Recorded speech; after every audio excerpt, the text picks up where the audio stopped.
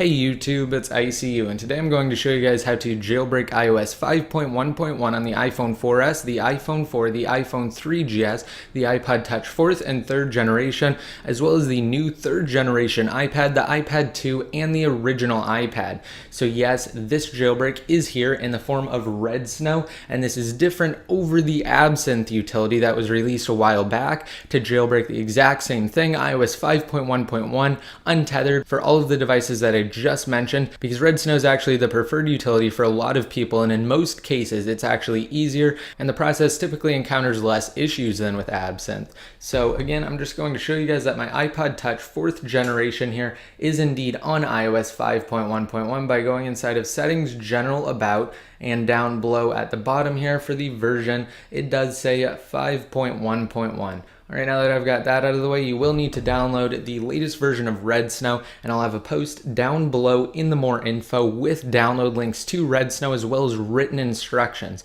All right, now if you do download it on a Windows-based computer, make sure you right-click it, set compatibility mode for Windows XP Service Pack 2 if you're on Windows Vista or Windows 7, and run it as the administrator. That way you won't encounter any issues. Otherwise, if you're on a Mac, you can just open it up. All right, now what we're going to do is just take this time to plug your device into your computer via the USB cable. And once you've plugged it in, all you have to do is go ahead and hit jailbreak. But really quick, as you can see down below here at the bottom of Red Snow, it has detected that my iPod Touch 4th generation is on iOS 5.1.1. All right, like I said, just go ahead and click on jailbreak, and then we will proceed with this tutorial.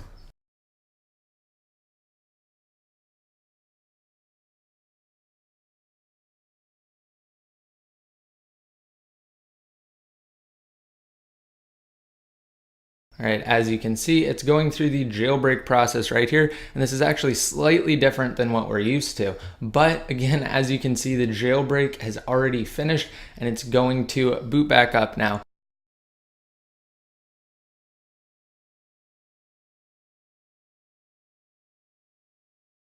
Another thing to note, if you are freshly restored on your device, it's much easier to jailbreak and it's much quicker. So what you can do is go ahead and open up iTunes, back up your device, restore it to iOS 5.1.1, a clean build, and then just go ahead and jailbreak it and then restore all of your data back onto your device. That seems to be the easiest way to do it, and it also seems the easiest to actually do it with Red Snow.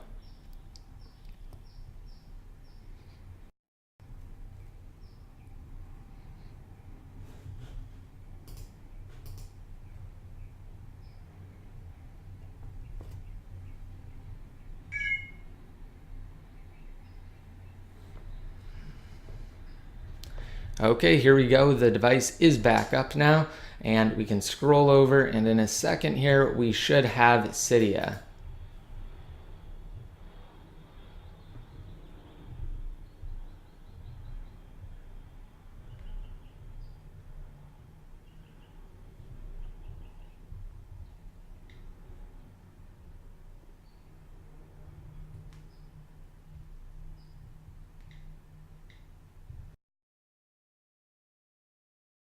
All right, as you can see, it just took a second, and I guess that's what the new version of Red Snow does. So once you go ahead and unlock it, it'll just take a second, and then as you can see, you will have Cydia there after your device resprings. And when it resprings, the screen just goes black and it has that pinwheel for a second, and then it'll pop back up. So don't worry, everything will be fine. And as you can see, I do have Cydia here now, so we're gonna go ahead and open up Cydia. And now it's just preparing the file system, and once it finishes this, it will exit, and then you should be able to open Cydia back up again after a quick respring. All right, and again, I'm not going to cut anything out of this tutorial. I'm just going to let everything play through so you guys can see exactly how long each step takes. And the preparing file system should take a while because we didn't actually have Red Snow do it, because that's not how the iOS 5.1.1 untethered jailbreak works. Again, it is slightly different than previous jailbreaks, so it has to prepare the file system afterwards, and that's what it's doing right now inside of Cydia after it's already booted up. So just let it do its thing, and it should quit once it's finished.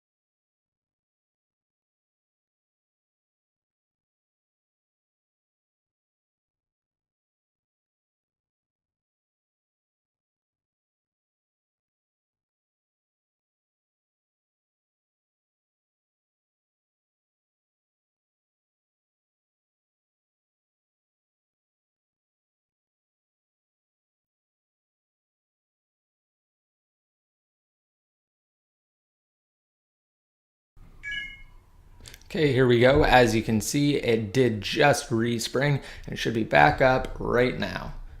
Okay, so sliding to unlock, and now again we still have Cydia here, and I'm just going to go ahead and go through this really quick just by selecting user and going to cancel the refresh. And once Cydia finishes, I'm going to just scroll down to the bottom for more proof that I am indeed on iOS 5.1.1 on my iPod Touch 4th generation here. Okay, so as you can see, it does say iPod Touch 4G iOS 5.1.1 Cydia 1.1.6. All right, now as somebody brought up in my last jailbreak tutorial for Absinthe, I'm gonna go ahead and just reboot this iPod here and show you guys that this is a untethered jailbreak, which means I can boot up without the assistance of a computer. So I'm just going to unplug the USB here so that you guys know for sure. I'm gonna go ahead and just turn it back on, and if this is an untethered jailbreak, which it is, it'll just boot back up successfully, and you don't have to worry about plugging it in and rerunning a certain part of the jailbreak utility again. That's the beauty of the untethered jailbreak.